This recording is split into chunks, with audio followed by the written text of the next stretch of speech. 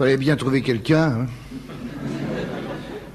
Un cochon déverse 1 tonne de lisier par an sur nos plaines et nos campagnes.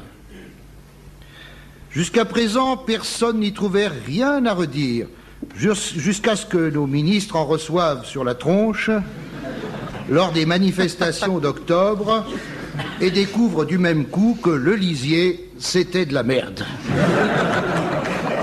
Outrage à ces messieurs du gouvernement, de la merde sur un ministre. Vous me direz, ça fait ton sur ton. Et que du caca qui sort du cul du cochon pour arriver sur la tête d'un ministre, après tout, ça n'est qu'un aller-retour. Au lieu d'en rire, oh, le gouvernement cesse Bobby. Oui, madame, il cesse Bobby. Au lieu de laisser couler... Oui, enfin, ça, c'est pas très fin, alors. Le gouvernement se rebiffe 6 mois plus tard en réclamant une redevance pollution aux paysans dont les bêtes chient. Ça fait 30 milliards d'années que les bêtes chient. Ben, il aura fallu attendre mars 1992 pour qu'un gouvernement s'aperçoive que les bêtes chient. Écoutez, je m'excuse, mon cher ami. En ce qui me concerne, il y a beau temps que mon esprit d'observation m'a amené à savoir que quand mon clébard avale du canigou, il le dispatche en petites crottes. Et réciproquement.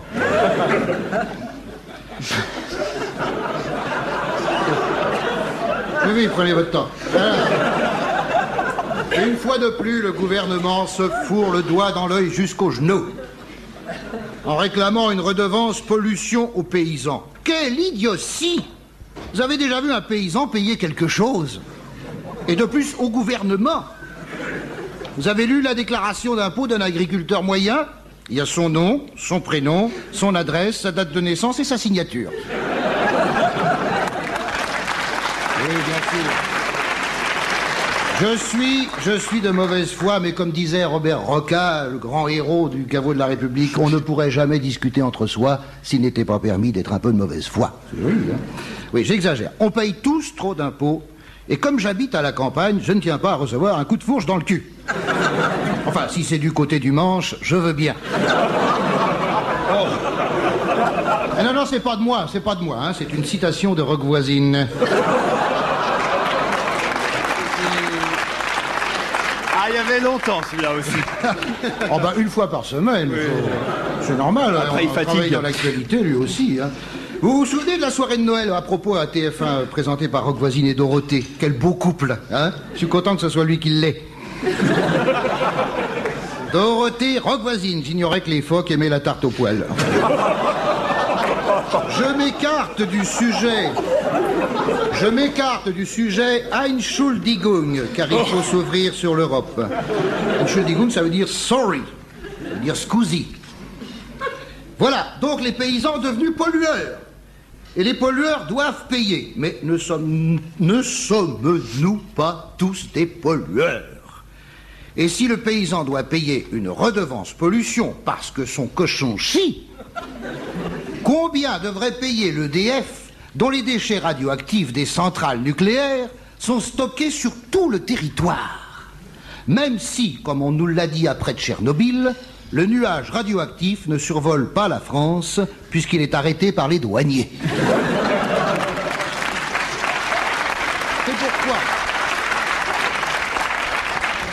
C'est pourquoi je m'associe aux douaniers pour que les frontières soient maintenues. Quant aux centrales nucléaires françaises, les experts sont formels. Un expert est toujours formel. Une fois, j'ai croisé un expert, il n'était pas formel, il avait l'air con. Toutes les conditions de sécurité sont réunies. On ne les connaît pas, mais elles sont réunies.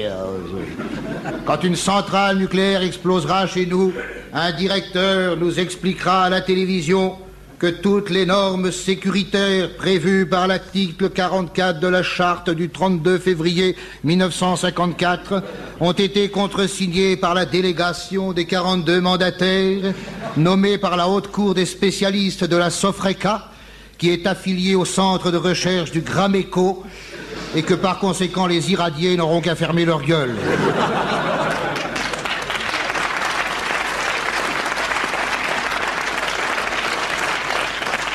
Car en France, nous avons le plan Orsec, qui ne sert à rien, mais qui existe. Pauvre paysannerie, pauvre France rurale, la voilà responsable du trou dans la couche d'ozone. Car quand un cochon pète, ça distrait l'atmosphère. Pauvre glèbe, mais qu'elle se dise qu'elle n'est pas seule à se voir ainsi outragée. Nous, la merde, nous saute à la gueule quand on regarde Sabatier. Patrick Fons.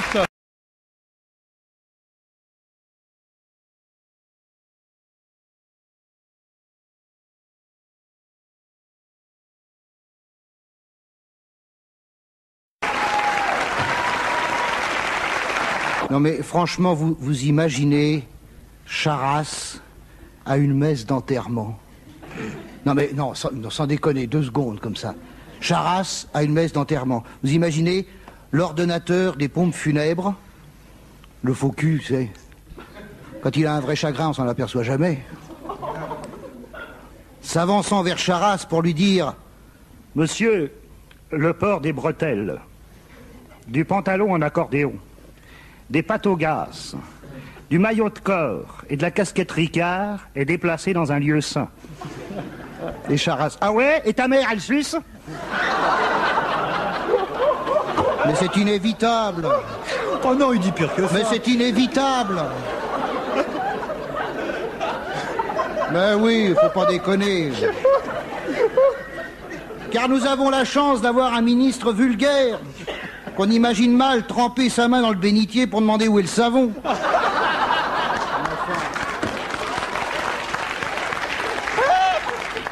Puis vous imaginez Charras privé de son cigare pendant 1 heure, obligé de se rouler du tabac dans les pages du missel,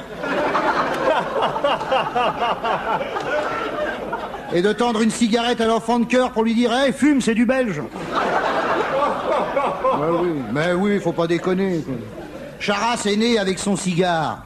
Quand il est venu au monde, il y a d'abord eu un grand jet de fumée, un Huppmann et l'ennemi public numéro 1. En admettant que par autorisation papale, on le laisse pénétrer dans l'église avec son cajot de barreau de chaise, où mettrait-il les cendres? Où? Dans sa main. Alors en faisant le signe de croix, il s'en foutrait partout. Il serait capable de dire à son voisin, comme Pierre Doris: mais pourquoi faites-vous le signe de croix? Eh bien, parce que Jésus a été crucifié. Ah bon, bah s'il avait été empalé. Mais oui. Mais non, il faut respecter les cérémonies religieuses. Il faut... Qu'est-ce qui s'étrangle là-bas? Il y en a une qui vient de comprendre. Une bouddhiste? C'est sympa pour les copains. Il faut respecter les cérémonies religieuses. Et pourtant, Dieu sait que je ne suis pas croyant. Bien sûr, l'enterrement d'un douanier peut avoir quelque chose de réjouissant. Oh. Mais peut-on se réjouir de la mort d'un être, fût-il douanier? Oui? Bon. Mais pendant la cérémonie, que dirait le ministre mécréant en voyant autour de lui les fidèles s'agenouiller, s'asseoir, se lever, s'asseoir, se relever, se ragenouiller, se rasseoir et se relever avant de s'agenouiller pour se rasseoir? Ne lui viendrait-il pas à l'idée de dire: bon les mecs, oh les mecs, on se met d'accord? De 2 choses l'une, ou bien on s'assoit peinard en attendant que ça se passe, ou alors on accélère l'aérobic. On fait ça en 5 minutes, on va boire un coup, merde. Herde. Il y a de l'écho, hein. C'est l'écho, hein. C'est l'écho, c'est une grande église. Is. Et pour la quête. Et pour la quête. Quête.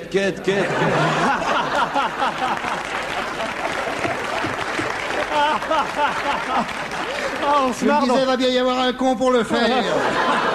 Et Pascal Brunner est arrivé. Ça devient de plus en plus cochon. Les ministres n'ont jamais de monnaie dans la poche, jamais d'argent ceux-là, hein, dans la poche. Obligés de mettre sa carte bleue dans le panier. Réaction du prêtre. Monsieur, ici, nous n'acceptons pas les cartes bleues au-dessous de 50 francs. Et quand la chorale entonne le De Profundis, qu'est-ce qui répond Charras? Morpionibus. Mais naturellement. Mais oui, ne lui tendez pas la perche, il serait capable de la fumer. Et si le douanier avait été musulman, il aurait fallu que Charras retire ses patauillas à la porte de la mosquée? Bonjour l'odeur, il dort avec. Notez qu'un douanier ne peut pas être musulman, il ne laisse passer que les chameaux. Et puis bon, la séparation de l'Église et de l'État, c'est du pipeau. 1905, séparation de l'Église et de l'État, merde! Il faudrait s'en souvenir de ça. Si Chirac veut se montrer à la messe pour ratisser de l'électorat, bon, eh ben va, et à sa mort, qu'on le foute dans la fosse commune, il aime tellement serrer les mains.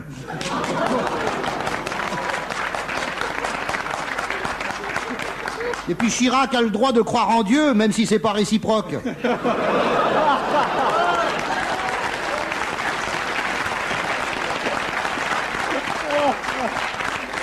Seriez pas un peu de gauche, là Mais pour une fois... Ah, ben il en reste.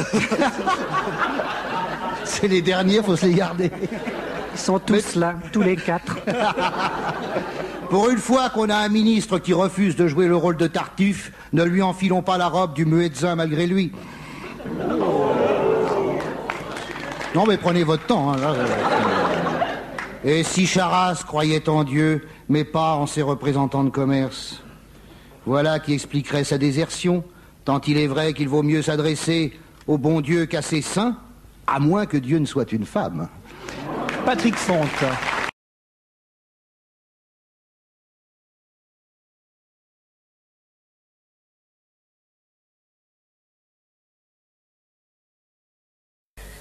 Le premier qui me demande si j'ai trouvé facilement, c'est ma main dans la gueule. Je suis très énervé, mais heureux.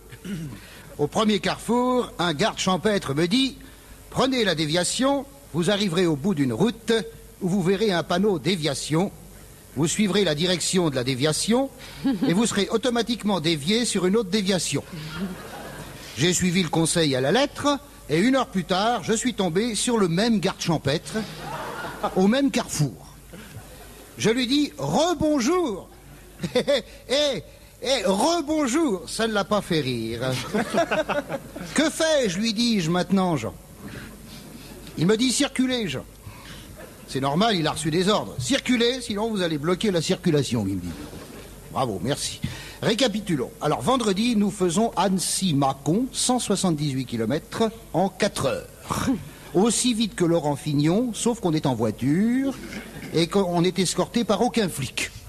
D'ailleurs, où sont les escouades de flics qui, au péage, se mettent à 3 ou 4 pour vérifier si t'as bien ta vignette? Où sont les commandos de flics bien planqués dans les épineux après un virage pour traquer l'excès de vitesse ou pour arrêter un jeune en mobilette qui doit certainement transporter 50 kilos de drogue dans sa montre? Où sont les fantassins de l'ordre mélomanes qui te font jouer de la cornemuse dans l'alcotest? Je veux qu'on me dise où sont passés les flics, les gendarmes, les motards pendant ces derniers 15 jours. Parce qu'enfin, comme dirait Jean Amadou, ça frise le génocide. On les a pas tous supprimés. En 15 jours. Et les contractuels qui te mettent un PV quand tu gênes personne et rien du tout aux camions qui font chier tout le monde. Et la Fourrière, qu'est-ce qu'elle fout, la Fourrière? Cette entreprise d'escrocs, obsédée par l'enlèvement de tout ce qui les passe. Y a-t-il au monde un métier plus con et plus dégueulasse qu'employé de Fourrière? Je vous signale, mesdames, messieurs, que vos bagnoles viennent d'être enlevées il y a 5 minutes. Quel est le crétin qui a dit un jour, il n'y a pas de sot métier? Pas de sot métier. Douanier, huissier, coiffeur, caissier, dame pipi, vigile, dresseur de chiens, technicien de grande surface, curé, fabricant de PQ, comique au club Méditerranée, professeur de planche à voile, fabricant de planche à voile, maître nageur bronzé sous son parasol qui va jamais dans la flotte et dont les 2 hémisphères cérébraux sont concentrés dans les 2 abricots qui mûrissent dans son string. Il n'y a pas de saut métier. J'ai pas intérêt à aller me baigner où j'ai pas pied moi aujourd'hui, tiens putain. Etc. Pas de saut métier. 95% des métiers sont des besognes d'abrutis, faut pas déconner les mecs. Samedi 11h30, départ de Mâcon. soyez patiente, dis-je à la jeune femme qui est près de moi et aux deux autres qui sont derrière. Vantard. Car je suis polygame. Je suis polygame. Je suis musulman, non croyant mais pratiquant. Oui, je suis musulman et je demande à Laurent Ruquier de ne pas en profiter quand je fais ma prière. Moi aussi, je suis tourné vers la Mecque. Non, toi vers le mec. C'est bien. On sait pas qu'on filme ça. En plus, on n'a pas répété. Hein. On n'a pas répété, enfin, du moins hier. Alors, mais reprenons la route. Autoroute fermée. Une seule solution, traverser le Massif central. Hein? Bon, depuis Mâcon. Alors, le Mâconnais, le Charolais, paysage merveilleux, avec les collines rondes et douces, comme les seins des vierges, allongées sur le paysage, avec la vigne entre les cuisses. Ah, j'ai envie de m'arrêter pour brouter les grappes. Ah. Et ces petits villages avec leurs clochers dressés comme des clitoris qui font ding-ding-dong. Toutes les heures, car je suis chrétien, mais ni croyant ni pratiquant. En fait, je suis gastronome intégriste. Et nous garons la voiture près du restaurant Le Monastère, à Viry, à 7 km de Charolles. Publicité gratuite, hein, je ne les connais pas. Les moines sont morts, mais la bouffe est vivante. Là, Anne Roumanoff reprendrait les 200 grammes qu'elle a perdus en 3 semaines. C'est pas 200 grammes, c'est 4 kilos. 4 kilos, 4 kilos, je ne savais pas. C'est vrai, excuse-moi Anne, c'est vrai. Ils applaudissent maintenant parce qu'avant, ils s'en étaient pas aperçus. Hein. C'est 4 kilos. Tu as perdu 4 kilos. Je ne savais pas que le stérilet pesait aussi lourd. Patrick. Je me disais, est-ce qu'elle va intervenir? Bah oui, elle est intervenue. Merci Anne. Alors, ça a fait rire tout le restaurant hier, parce que j'ai écrit ça au restaurant. Vacanciers, ne gueulez pas contre les routiers parce que vous n'avez pas pu atteindre la Côte d'Azur, où on bouffe de la merde à prix d'or.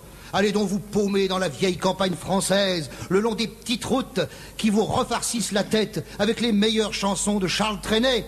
Une étoile m'a dit, 2 étoiles m'ont dit, connais-tu le pays du rêve? J'ai cassé la croûte loin des autoroutes, sur la route enchantée. Merci les routiers, c'était sympa.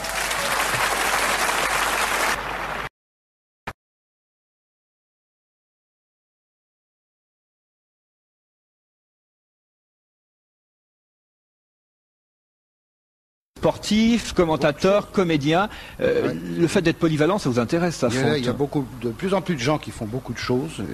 Alors on va essayer de savoir pourquoi, déterminer pourquoi, voilà, grâce aux scientifiques. Alors Thierry Ray et d'autres risquent fort de s'attarder, de s'attirer. Merde, j'écris comme un...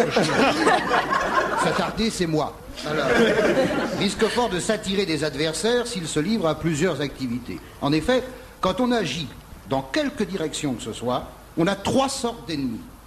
Ceux qui ne font rien, ceux qui font le contraire, et ceux qui font la même chose. Ceux-là sont les plus redoutables, généralement.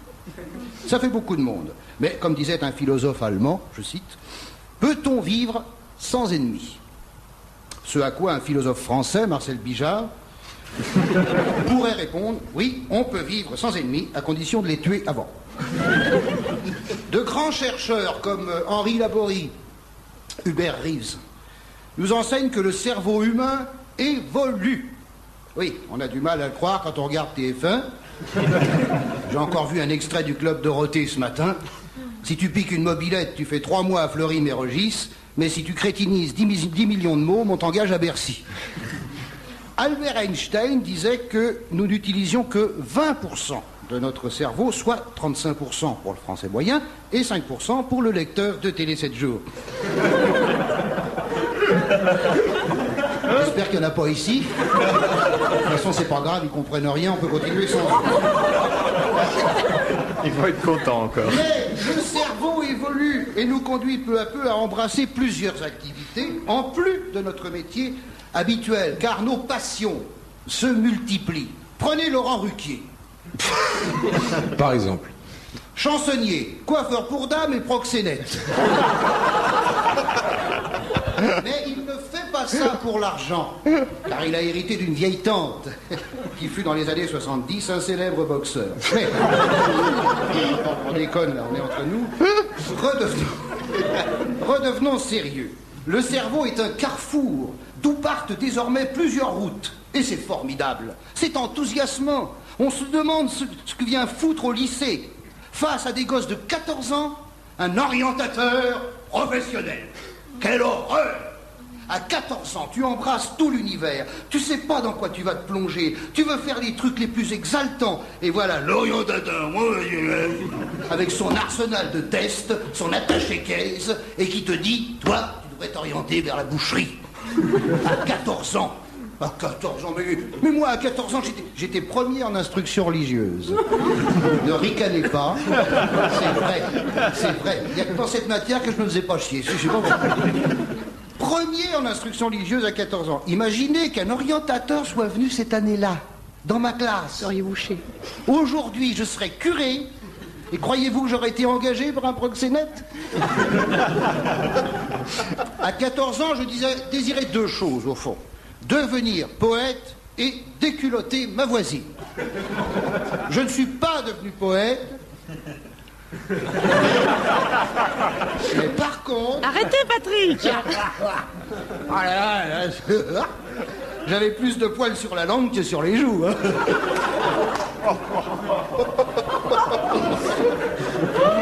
Ça, c'est le naturel. Ça nous avait manqué. Non, mais j'étais quand même premier en instruction religieuse. Comme quoi les voies de Dieu sont impénétrables, et heureusement. Hein, car je ne mange pas de ce pain-là.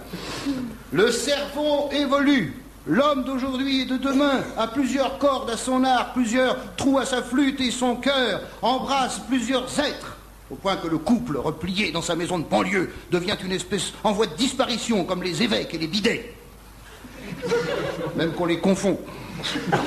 Alors, vous qui avez 14 ans, qui venez de rentrer à l'école, souffrez que je vous souffle un petit conseil. Quand l'orientateur professionnel entendra vous orienter vers ce qui vous débecte, dites-lui simplement, calmement, poliment, merde.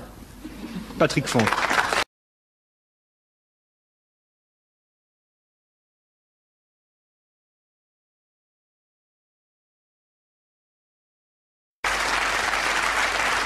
De bien lutter contre le sida, mais sans capote. Pour ne pas déplaire aux cathos dont il a besoin pour les élections futures. Eh oui, les cathos veulent bien lutter contre le sida, mais sans capote. C'est-à-dire en priant. À genoux et mains jointes. Mon Dieu, faites que le sida épargne notre famille. Bénissez ce repas, ceux qui l'ont préparé, et procurez du pain à ceux qui n'en ont pas. Nous, pendant ce temps-là, on prépare les vacances. Amen. Les spots publicitaires étaient déjà prêts. Hein, et ils disaient ceci, exactement, j'invente rien. La contraception, c'est pour ne penser qu'à l'amour. C'est joli, bon, c'est pas... Bon. Bérégovoy ne pense pas à l'amour, et c'est réciproque.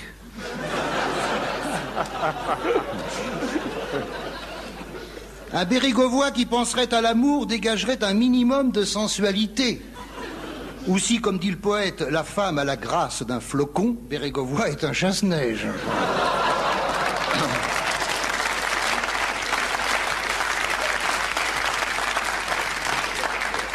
Les cathos veulent bien penser à l'amour, bien sûr, mais pas plus. On pense, mais pas plus. Ta quéquette, mon fils, c'est pour faire pipi jusqu'au mariage. Et au soir de la nuit de noces, le pauvre boutonneux s'entend dire par sa femme, écoutez, j'aime bien les vermicelles, mais dans le potage seulement. Hein. Oh. Bah oui, c'est comme une serrure, si tu n'en serres pas, ça rouille. Comme disait ma grand-mère, qui s'y connaissait. Non mais écoutez, c'est fou ce que la capote aura fait couler d'encre à défaut d'autre chose. Chaque fois qu'il s'agit de prendre du plaisir avec son cul, voilà les rats qui rappliquent. Front National, combat pour les valeurs religieuses intégristes. Mais quand est-ce qu'ils vont nous lâcher la grappe? Oh! Quand est-ce que le dernier fasciste ira se pendre avec sa bite autour du cou? Oh!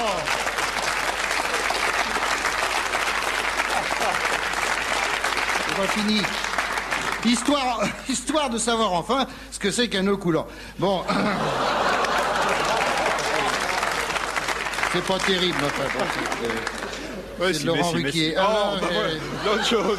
ça pourrait l'être.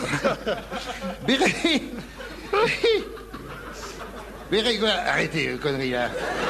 Bérégovoy a besoin de ces gens-là pour faire un éventuel appoint aux futures élections, quitte à permettre au sida de se développer. Merci Béré. Alors parallèlement à ça, et ça c'est vrai aussi, les socialistes préparent... Alors vous avez une ambiguïté... Les socialistes préparent un projet de loi autorisant le mariage des homosexuels. Alors, j'avais pas l'intention de revenir sur les homos cette semaine, j'en ai déjà parlé assez comme ça, mais l'actualité s'impose. Et VSD nous montre en couverture 2 hommes, vous avez vu, en train de se marier devant un curé. La tête du curé, vous avez vu, est très intéressante. On voit que pour lui, une page est en train de se tourner dans l'histoire des mœurs. Et quand un adolescent lui dira en confession « Mon père, je m'accuse d'avoir eu de l'attirance pour un garçon », il lui faudra répondre « Alors on baise ». On imagine le cortège quittant l'église et la foule hurlant « Vive le marié !» Les époux s'embrassent sur le parvis de l'église, le photographe n'en croit pas son œil. Il n'y a ni garçon ni demoiselle d'honneur, et ça c'est dommage. Parce que quand je me suis marié, j'en ai emballé une. Super, mon grand-père m'a dit, t'es fou, elle est trop jeune, laisse-la moi.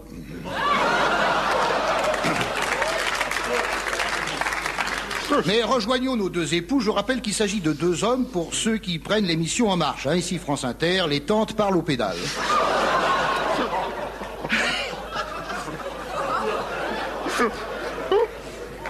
Qu'est-ce que tu fais en septembre? Tu as des projets? On reprend en septembre, on arrête l'émission. Les 2 époux... J'allais dire on se reprend, mais... Les deux époux montent dans la BMW et j'entends Léon Zitrone. À vous, Léon Zitrone. Mesdames, Mesdemoiselles, Messieurs, bonsoir. Le cortège s'ébranle, si je peux me permettre cette métaphore. J'aperçois Jacques Lang, ministre de je ne sais quoi, qui monte aussi dans la BMW en compagnie de Bernard Lavillier. Je ne savais pas. Et Michel Rocard, venu tout seul, qui paraît plus petit que d'habitude, au point que si on lui met un radis dans le cul, les feuilles traînent par terre. À vous, Paris. Oh là là là là. Attendez, non, Oh, allez, c'est imagé. attendez. Tout ça est surréaliste, Attendez. bien entendu. Hein. C'est de Ici l'imaginaire. RTL, ici la RTL, la plus dégueulasse des radios. Alors non. Tu pourrais Attention. me prévenir quand tu me files des tâches comme ça avant. Quand même. Mais t'avais qu'à les lire, il lit jamais ce que je lui donne. Voilà. Alors après, il C'est bien, tu pourras lui donner attention. n'importe quoi. Je sais. Bah t'as qu'à lui donner les tiens. Alors. Je t'ai prévenu. Je t'ai prévenu, arrête pas de me chercher, tu le trouves. Hein. Non, je signale que... Non, attention, cette dernière phrase n'est pas de moi. Elle est tirée du film Le Retour de Casanova. Hein. Si, rendons à César. J'aurais bien été incapable d'imaginer cette grossièreté, vous pensez bien. Hein. Mais j'ai aimé ce film. J'ai aimé ce... Non, si personne l'a aimé. Moi, j'ai bien aimé. Pour une fois qu'on voit pas Alain Delon derrière un flingue, hein, quand même. Hein. Il y a Belmondo dans la salle. Non, puis il y a Fabrice Lucchini, quel acteur. Moi, si j'étais une femme, je lui enverrais des lettres d'amour. Hein. Ça me fait penser qu'il m'a toujours pas répondu. Et Alain Cuny, pardon. Eh ben, dis donc, enfin, un moment. Alain Cuny, en vieil aristocrate poudré, perruqué, non, il est bien. Alain Cuny est merveilleux, ça fait plaisir de le revoir. Et Elsa, avec un corps si parfait que si j'étais PD, je deviendrais Gwyn. Alors, Bérégovoy, si tu autorises le mariage des homos en repoussant la capote, accorde ton violon. Et écoute bien le conseil de ma grand-mère, quand on rentre, on se couvre.